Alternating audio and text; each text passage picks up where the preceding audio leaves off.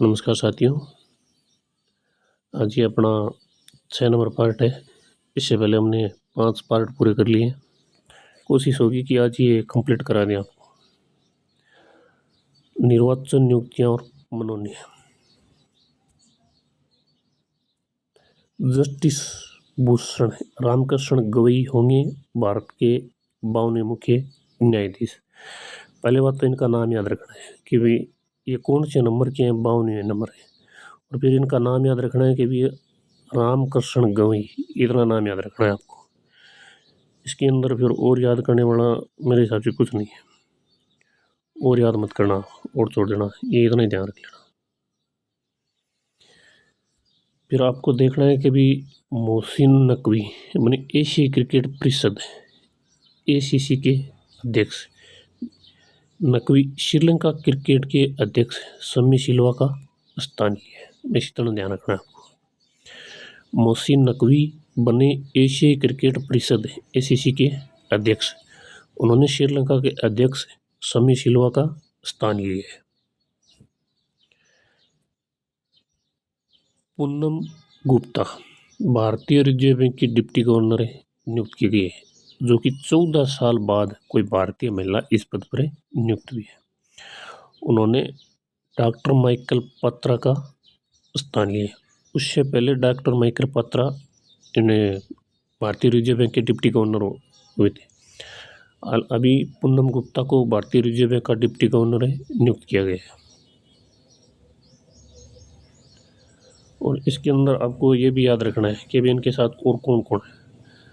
M Rajeshwar Rao, T Ravishankar और स्वामीनाथन जी, ये 3 नाम और आपको याद रखने के अंदर दे के पूछ सकता है भी इसके अंदर इसके साथ अन्य 3 और थे, उनकी नियुक्ति की गई थी। 3 नाम ये दे देगा, 1 नाम और अन्य दे देगा। आपको 3 नाम याद करने, M राजेश्वर राव, T रविशंकर, स्वामीनाथन जी।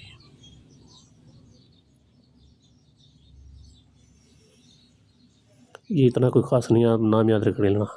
डॉक्टर मांगीलाल जाट डेयर के सचिव और ICAR के महानिदेशक नियुक्त।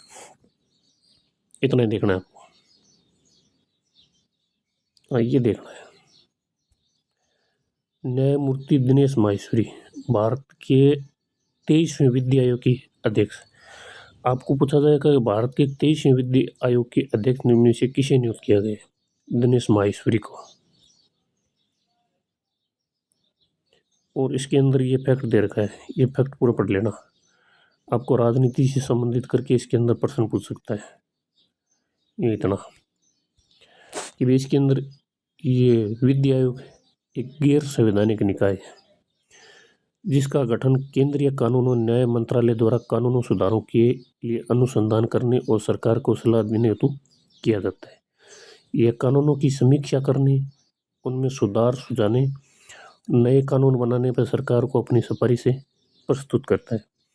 इनका कार्यकाल याद रखना है आपको, 1 सितंबर 2024 से 31 अगस्त 2027 तक है।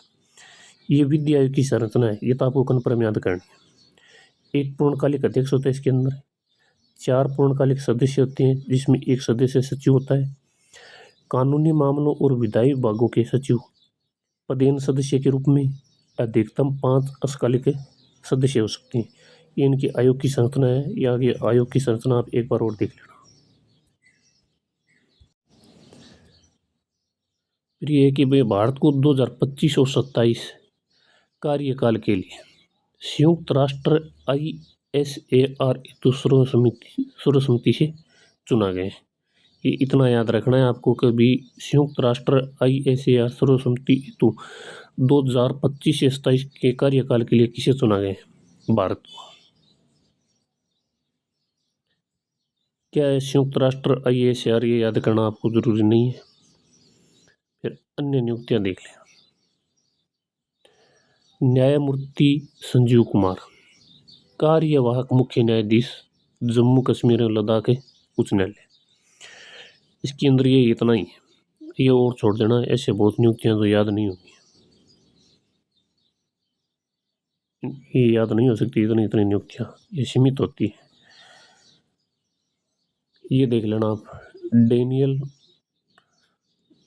नोबोआ पुनः इक्वाडोर के राष्ट्रपति बने। फिर एक ही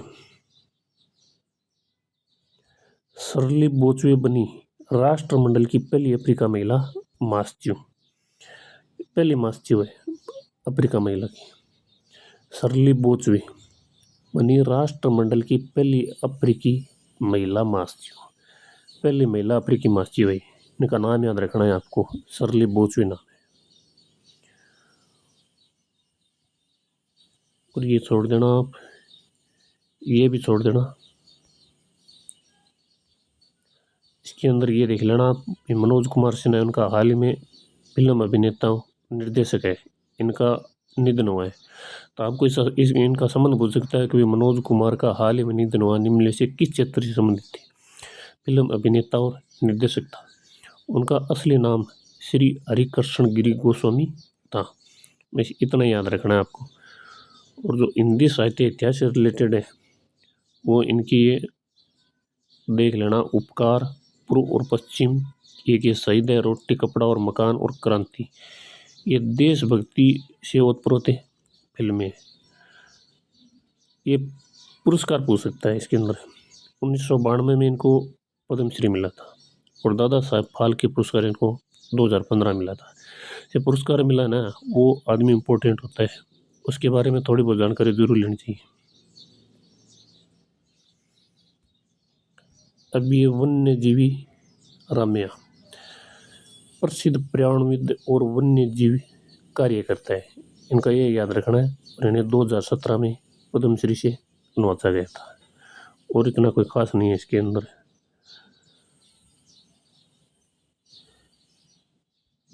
पोप फ्रांसिसी का निधन है। कैथोलिक चर्च के सर्वोच्च धर्मगुरु पोप फ्रांसिसी, इनका हाल ही में निधन होगा। ये नाम याद रख लेना इनका, पोप धर्मगुरु पोप फ्रांसिसी।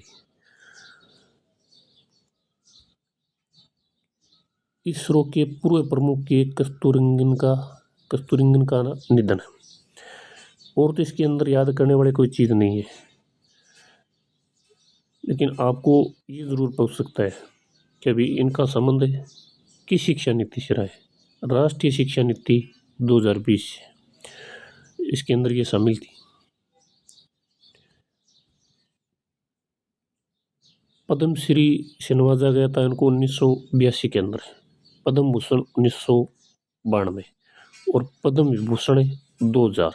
ये तीनों याद रखने आपको, तीनों पूछ सकते हैं। पद्मश्री 1982, पद्म भूषण 1992 और पद्म विभूषण 2000, तीन याद रख लेना आप। अन्य दिवंगत हस्तियाँ इतनी याद नहीं होती हैं, ये छोड़ देना आप। फिर ये देख लेना आप, विश्व आर्थिक मंच के कार्यकारी अध्यक्ष क्लोज श्वाब का इस्तीफा। विश्व आर्थिक मंच यानी WEF के संस्थापक और लंबे समय के कार्यकारी अध्यक्ष रहे क्लोज श्वाब ने अपने पद से इस्तीफा दे दिया। इतना इनका नाम याद रखना है कि विश्व आर्थिक मंच के कार्यकारी अध्यक्ष कौन थे जिन्होंने अपना इस्तीफा दे दिया, क्लोज श्वाब थे।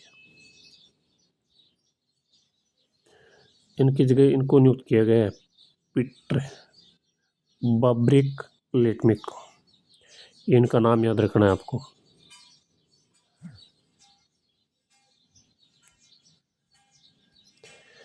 फिर ये देखना है कि रायपुर देश के पहले गैलियम नाइट्राइड आधारित सेमीकंडक्टर प्लांट की आधारशिला। देश के पहले गैलियम नाइट्राइड आधारित सेमीकंडक्टर प्लांट की आधारशिला कहाँ रखी गई है? ये रखी गई रायपुर के अंतर्गत है।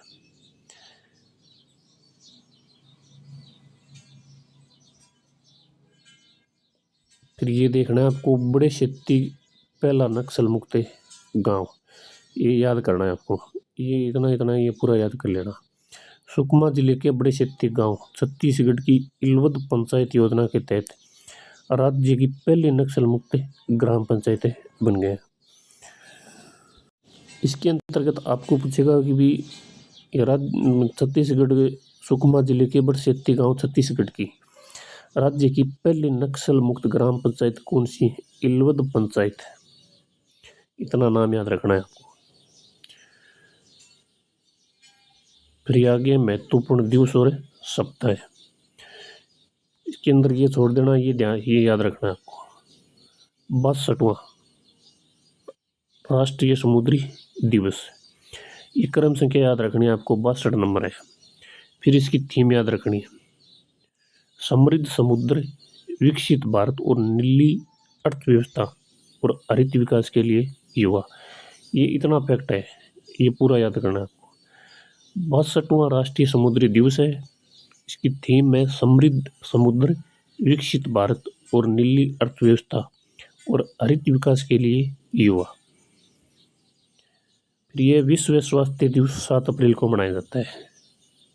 इसकी थीम याद करनी है आपको, स्वस्थ शुरुआत, आशापूर्ण भविष्य। विश्व स्वास्थ्य दिवस 7 अप्रैल को। इसकी थीम है स्वस्थ शुरुआत, आशापूर्ण भविष्य। ये नाम याद कर लेना। आजकल ट्रेंड है थीम पूछने का, सबसे ज़्यादा थीम ही पूछते हैं पेपर के अंदर। फिर ये जलियांवाला बाग हत्याकांड, इसकी वर्षगांठ याद रखनी है कि अब की बार 106वीं वर्षगांठ थी। और याद करने वाला कुछ नहीं है इसके अंदर कि भीमराव अंबेडकर जयंती 14 अप्रैल को मनाई जाती है और 135वीं। ये संख्या याद रखनी है आपको, 135वीं।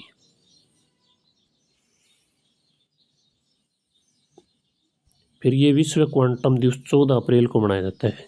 इसका ये तारीख याद कर सको तो याद कर लेना, मेरे हिसाब से इतनी इंपॉर्टेंट नहीं है, लेकिन ये जरूर याद करना है।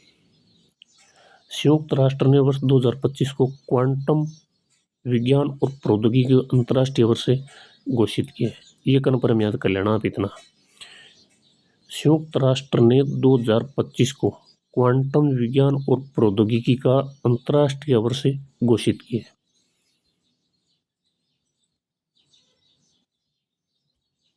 ये विश्व हीमोफीलिया दिवस 17 अप्रैल तो मेरे हिसाब से शायद ही बुझे, लेकिन इसकी थीम कन्फर्म आएगी पेपर के अंदर।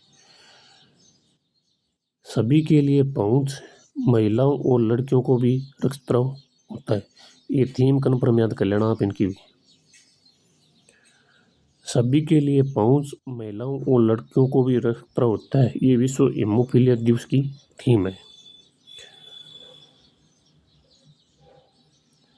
फिर ये है विश्व पृथ्वी दिवस। ये पूछता है पेपर के अंदर कब मनाया जाता है, 22 अप्रैल को। अंतर्राष्ट्रीय मातृ पृथ्वी दिवस भी बोलते हैं इसको। विश्व पृथ्वी दिवस 22 अप्रैल। इसकी थीम है हमारी शक्ति हमारा ग्रह। हमारी शक्ति हमारा ग्रह, ये थीम याद करने आप। यह विश्व पृथ्वी दिवस का 55वां आयोजन था। ये संख्या भी आपको याद करनी है। विश्व पृथ्वी दिवस 22 अप्रैल, थीम हमारी शक्ति हमारा ग्रह। अब की बार 55वां आयोजन किया गया था इसका। फिर यह राष्ट्रीय पंचायती राज दिवस 24 अप्रैल को मनाया जाता है। राष्ट्रीय पंचायती राज दिवस 24 अप्रैल को। इसकी थीम है मलेरिया का अंत हमारे साथ। पुनर्निवेश करें, पुनर्कल्पना करें, फिर से प्रज्वलित करें। इसकी थीम को पेपर के अंदर आपके साथ घुमा सकता है पेपर वाला, यहाँ दे सकता है कि मलेरिया का अंत हमारे साथ। ये हमारे साथ की जगह वो और कुछ भी नाम दे सकता है, आपको ये ध्यान रखना है। थीम है कि हमारा मलेरिया का अंत हमारे साथ है, पुनर्निवेश करे, पुनर्कल्पना करे, फिर से प्रज्वलित करे। 24 अप्रैल को मनाया जाता है राष्ट्रीय पंचायती राज दिवस। फिर ये 7वां पोषण पखवाड़ा 2025 8 से 22 अप्रैल, ये इतना याद करना आपको। फिर इसकी थीम देखनी है, शुद्ध जल और स्वच्छता से स्वस्थ बचपन। 7वां पोषण पखवाड़ा 2025 8 से 22 अप्रैल 2025 के बीच मनाएगा और इसकी थीम थी शुद्ध जल और स्वच्छता से स्वस्थ बचपन। ये दोनों याद करनी है। फिर ये एक इसकी टैगलाइन है, पूर्ण पोषण की शुरुआत शुद्ध जल और स्वच्छता के साथ। यह टैगलाइन और देख लेना आप। उद्देश्य कुपोषण उन्मूलन, स्वस्थ जीवन शैली को बढ़ावा और बच्चों व महिलाओं के पोषण में सुधार। और इसके अंदर याद करने वाले कुछ नहीं है। ये वैशाख तृतीया है, ये आप कला संस्कृति से जोड़कर देख सकते हो। वैशाख शुक्ल पक्ष की तृतीया को अक्षय तृतीया अखातीज, वैशाख मास के शुक्ल पक्ष की अक्षय तृतीया को।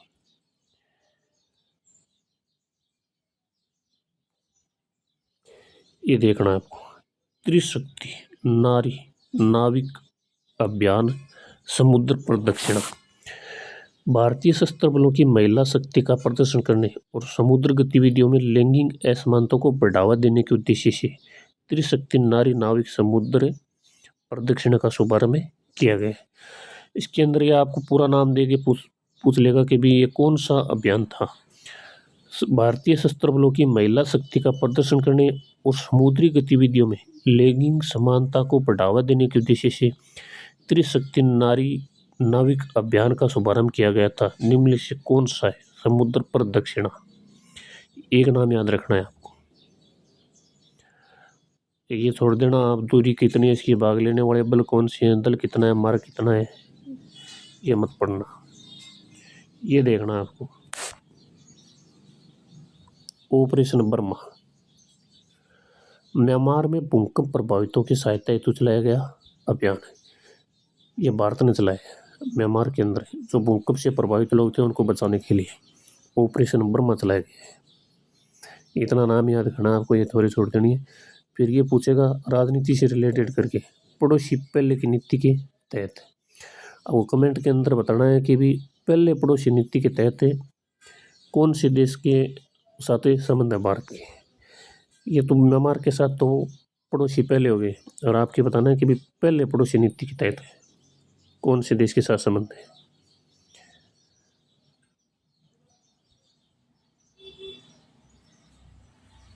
दो 2026 तक खसरा और रूबेला उन्मूलन के लिए भारत का महत्वाकांक्षी राष्ट्रीय अभियान है शुरू।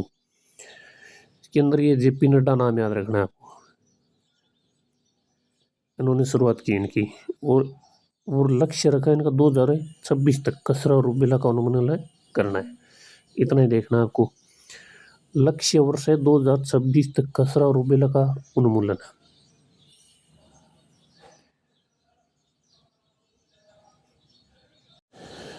फिर आपको ये देखना है कि बहुराष्ट्रीय हवाई अभ्यास डेजर्ट फ्लैग ट्रेन। ये डेजर्ट फ्लैग ट्रेन याद रखना है कि मेजबान देश कौन से, संयुक्त अरब अमीरात।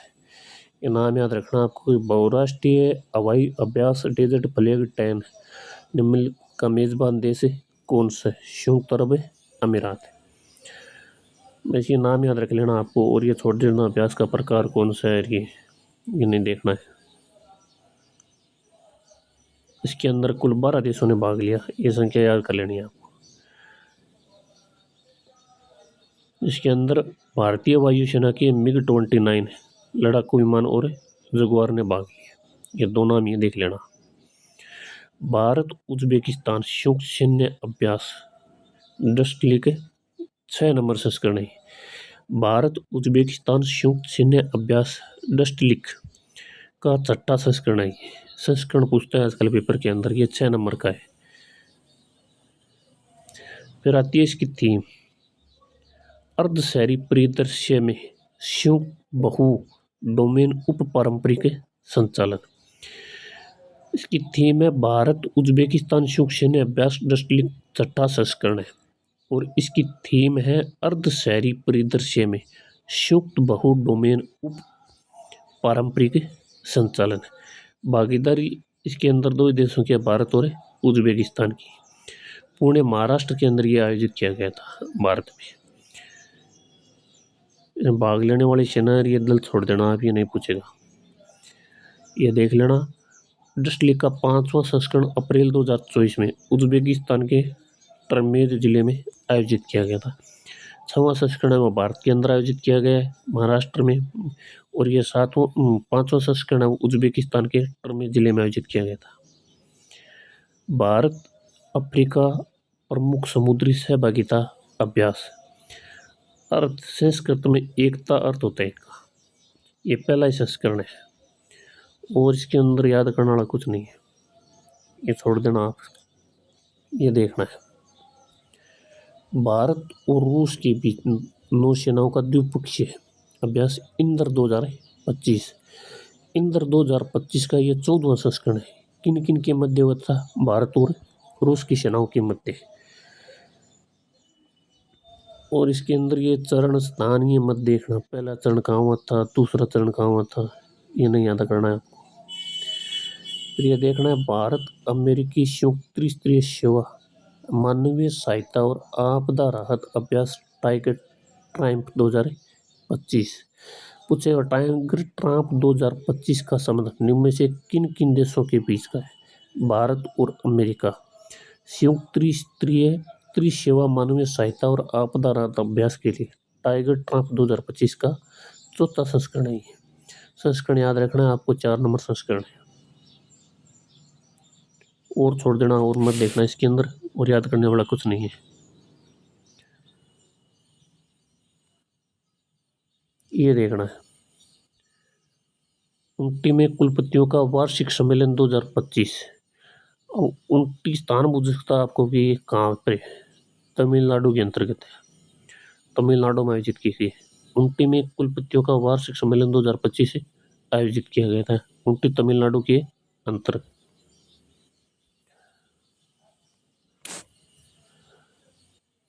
ये फिर है इंडिया स्टील 2025। ये संस्करण छोड़ देना, इसका मत याद रखना। इसका आयोजक याद रखना है भारत सरकार का इस्पात मंत्रालय एवं फिक्की के सहयोग से। इसका आयोजन भारत सरकार का इस्पात मंत्रालय एवं फिक्की के सहयोग से मुंबई, भारत के। इसकी थीम याद करनी है आपको, इस्पात के भविष्य को आकार देना, क्षमता वर्धित स्थिरता, डिजिटीकरण और डाउनस्ट्रीम अनुप्रयोगों को बढ़ावा देना। इस्पात के भविष्य को आकार देना, क्षमता वर्धित स्थिरता, डिजिटलीकरण और डाउनस्ट्रीम अनुप्रयोगों को बढ़ावा देना। इसके अंदर ये प्रतिभागी देश है, ये छोड़ देना, ये मत याद करना आपको। ये देखना है फिर आपको, भारत का लक्ष्य 2030 तक इस्पात उत्पादन को 300 मिलियन तक बढ़ाना है। ये पूछ लेगा कि भी भारत का इस्पात उत्पादन क्षमता 300 मिलियन तक बढ़ाने का लक्ष्य कब तक रखा गया? 2030 तक। और इसके अंदर ये है तीसरा अंतर्राष्ट्रीय क्वांटम संचार सम्मेलन। इसकी थीम या फोकस देखना है आपको, सुरक्षित संचार और क्रिप्टोग्राफी का भविष्य। तीसरा अंतर्राष्ट्रीय क्वांटम संचार सम्मेलन नई दिल्ली, भारत के अंदर आयोजित किया गया। तारीख याद नहीं रखनी आपको। फिर ये थीम रखनी है सुरक्षित संचार और क्रिप्टोग्राफी का भविष्य।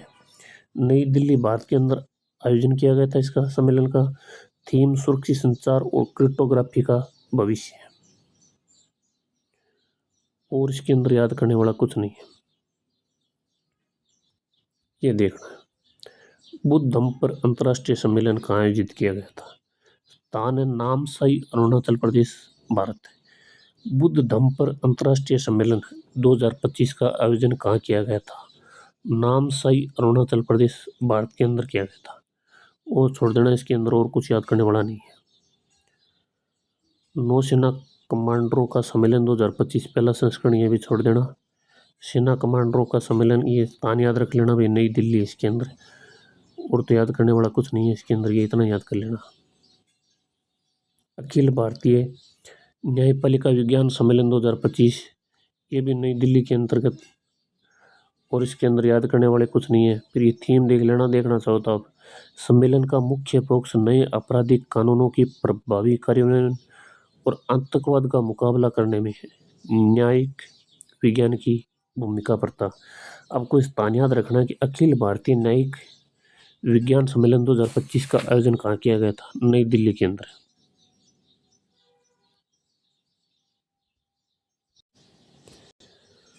फिर ये है कि सूर्य Kiran aerobatic theme air show. तो ये एयर शो रांची, झारखंड और पटना, बिहार में आयोजित किया गया। ये स्थान पूछेगा इसके अंदर के भी कहाँ कहाँ आयोजित किया गया। Surya Kiran aerobatic team air show Ranchi, Jharkhand और पटना, बिहार में आयोजित किया गया। और इसके अंदर याद करने वाला कुछ नहीं है, बस ये इतना ही है मैन। फिर ये सहयोग और समझौते, इसके अंदर भी ये याद करने वाला नहीं है, ये छोड़ देना आप। है ये देखना, श्रम और रोजगार मंत्रालय और स्विगी के बीच समझौता ज्ञापन। श्रम और रोजगार मंत्रालय ने स्विगी के साथ एक समझौता ज्ञापन पर हस्ताक्षर 15 अप्रैल 2025 को किए। इस बहुप्रतीक्षित समझौते का मुख्य उद्देश्य नेशनल कैरियर सर्विस पोर्टल का लाभ उठाते हुए गिग और लॉजिस्टिक क्षेत्र में रोजगार के अवसर को बढ़ाना है। आपको प्रश्न पूछेगा कि भी नेशनल कैरियर सर्विस पोर्टल का लाभ उठाते हुए गिग और लॉजिस्टिक क्षेत्र में रोजगार के अवसरों को बढ़ावा देने के लिए श्रम एवं रोजगार मंत्रालय ने इनमें से किसके साथ समझौता ज्ञापन पर हस्ताक्षर किए? स्विगी के साथ है। ये नाम याद रखना है आपको। फिर ये देखना है आपको, मध्य प्रदेश का 25वां वन्य जीव अभ्यारण्य, डॉक्टर भीमराव अंबेडकर वन्य जीव अभ्यारण्य। मध्य प्रदेश का 25वां वन्य जीव अभ्यारण्य डॉक्टर भीमराव अंबेडकर वन्य जीव अभ्यारण्य। ये घोषणा नहीं पूछेगा अभी कब की गई है।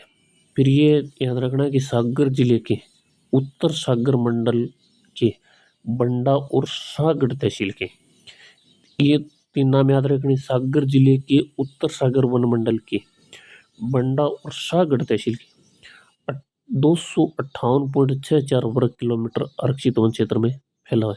यह वर्ग किलोमीटर याद रखना है आपको। सत्य सत्य कथन के अंदर ये प्रश्न पूछ सकता है। मध्य प्रदेश का 25वां वन्य जीव अभ्यारण्य डॉक्टर भीमराव अंबेडकर वन्य जीव अभ्यारण्य सागर जिले के उत्तर सागर और वन मंडल के बंडा और सागड़ तहसील के अंदर 258.64 वर्ग किलोमीटर क्षेत्र में फैला हुआ है। बस इतना ही देखना है इसके अंदर। मध्य प्रदेश सरकार द्वारा टाइगर रिजर्व के बफर क्षेत्रों का विकास नामक एक नवीन योजना को सैद्धांतिक मंजूरी थी। पूछेगा आपको कि भी मध्य प्रदेश सरकार द्वारा टाइगर रिजर्व के बफर क्षेत्रों का विकास नामक एक नवीन योजना को सैद्धांतिक स्वीकृति प्रदान की है। यह योजना विशेष रूप से मध्य प्रदेश राज्य के लिए है, दूसरे राज्यों के लिए नहीं है। और ये उद्देश्य ये छोड़ देना, ये इसके अंदर ये ध्यान में रखना है आपको कि भी इसकी अवधि और बजट क्या है। अवधि 2025-26 से 2027-28 तक है और इसका बजट है 3 वर्षों के लिए 145 करोड़ रुपए। में इतना देखना है आपको।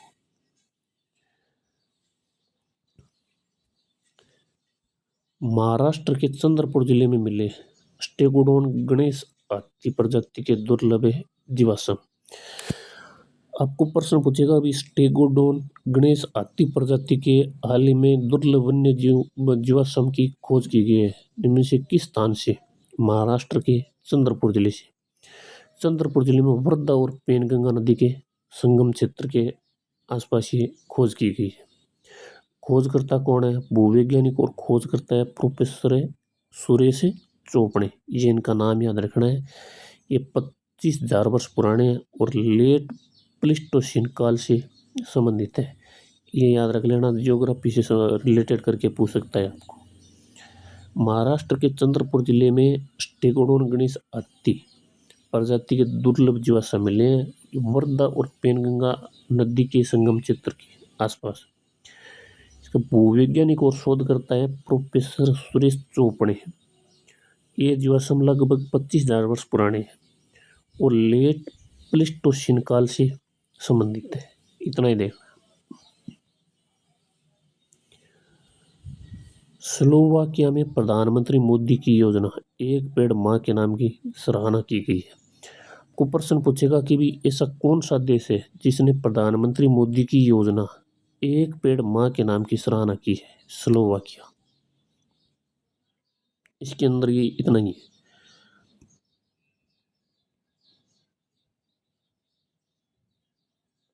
दुनिया का पहला 3D प्रिंटेड रेलवे स्टेशन है जापान में।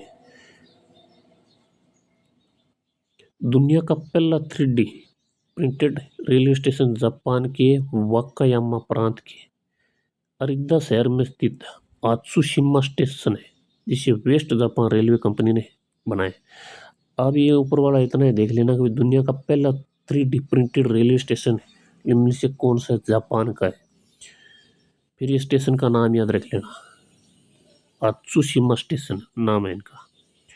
और छोड़ देना, इसके अंदर और याद करने वाला कुछ नहीं है। फिर ये 3 क्वेश्चन है। 15 अप्रैल 2025 को किसे झारखंड मुक्ति मोर्चा का संस्थापक है संरक्षक बनाए गए शिबू सोरेन को? 15 अप्रैल 2025 को किसे झारखंड मुक्ति मोर्चा का संस्थापक संरक्षक बनाए गए शिबू सोरेन को? जैन धर्म का देश का पहला नमोकार तीर्थ महाराष्ट्र में कहाँ बनाया जा रहा है? चांदवड़, नासिक में। जैन धर्म का देश का पहला नमोकार तीर्थ महाराष्ट्र में कहाँ बनाया जा रहा है? चांदवड़, नासिक के अंदर। प्रधानमंत्री मोदी ने हाल ही में महाराजा अग्रसेन अंतर्राष्ट्रीय एयरपोर्ट का उद्घाटन कहाँ किया है? हिसार, हरियाणा के अंतर्गत किया है। ये तीनों प्रश्न याद कर लेना, इंपॉर्टेंट है। फिर ये नवीनतम वस्तुनिष्ठ प्रश्न है। जितने आपको आपने इसका वो अध्ययन किया ना, उनके लास्ट के अंदर ये 15 या 20 प्रश्न है, ये देखना है आपको। राजस्थान रॉयल के वैभव सूर्यवंशी कितनी गेंदों में शतक बनाकर आईपीएल में सबसे तेज शतक लगाने वाले भारतीय बल्लेबाज बन गए? इन्होंने 35 गेंदों के अंदर शतक लगाया था। दूसरा क्वेश्चन है, युगम इनोवेशन कॉन्क्लेव का आयोजन 29 अप्रैल 2025 को कहाँ किया गया? ये नई दिल्ली के अंतर्गत आयोजित किया गया था। फिर 3 नंबर क्वेश्चन है कि world audio visual and entertainment summit वेक्स 2025 का आयोजन 1 से 4 मई 2025 को कहाँ आयोजित किया गया? ये मुंबई के अंदर आयोजित किया गया था।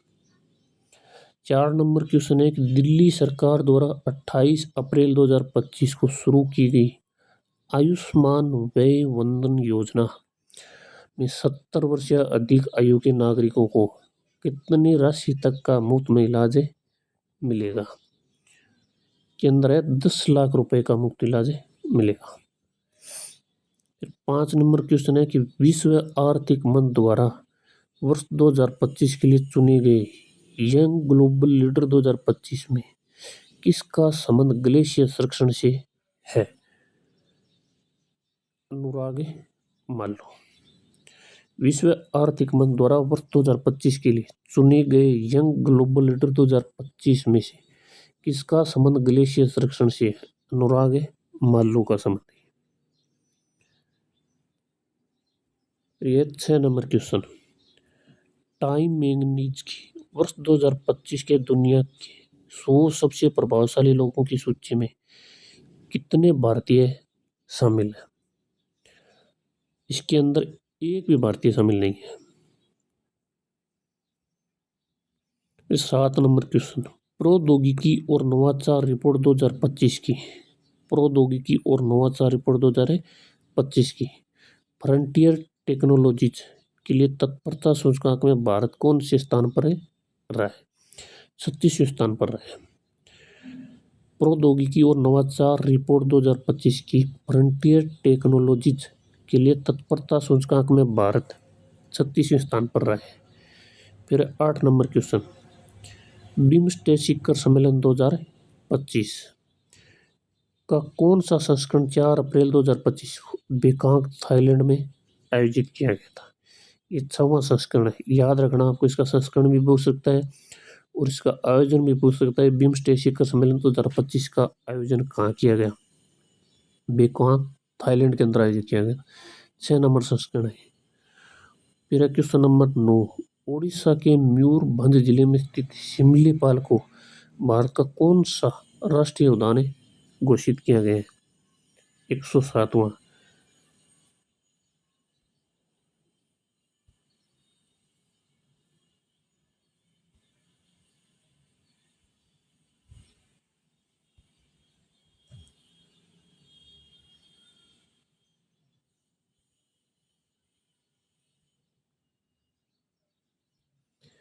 फिर है 10 नंबर क्वेश्चन, निम्न में से भारत की किस पांडुलिपि को यूनेस्को के memory of the world register में शामिल किया गया है। के अंदर ए और बी दोनों है, भगवत गीता और नाट्य शास्त्र है, दोनों को शामिल किया गया है। फिर 11 नंबर क्वेश्चन, किस कन्नड़ लघु कहानी संग्रह को अंतर्राष्ट्रीय बुकर पुरस्कार 2025 के लिए शॉर्ट लिस्ट किया गया है? के अंदर है होल्ट लैंप, जो कि पीछे हमने पढ़ा था। 12 नंबर क्वेश्चन है कि मैक ग्रेगर मेमोरियल मेडल 2024 16 अप्रैल 2025 को सम्मानित किया गया है। ये डी पांडा और झूमर राम है, पुनिया दोनों को सम्मानित किया गया है।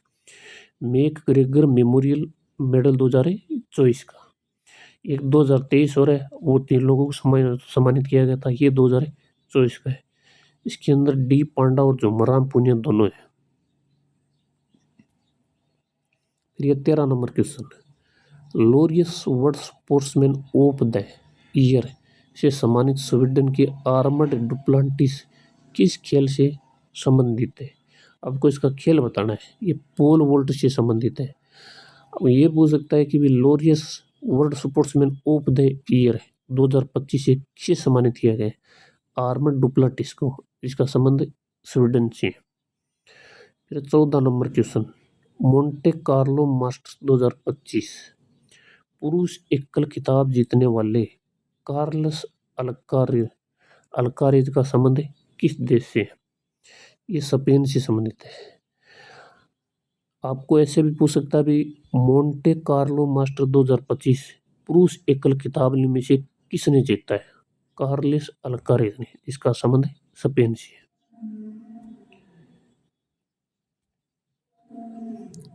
क्वेश्चन नंबर 15, भारत के जेवलिन थ्रोअर नीरज चोपड़ा ने पोचेस्ट्रूम एथलेटिक्स मीट में कितने मीटर का थ्रो फेंक स्वर्ण पदक अपने नाम किए? इनकी दूरी बतानी है।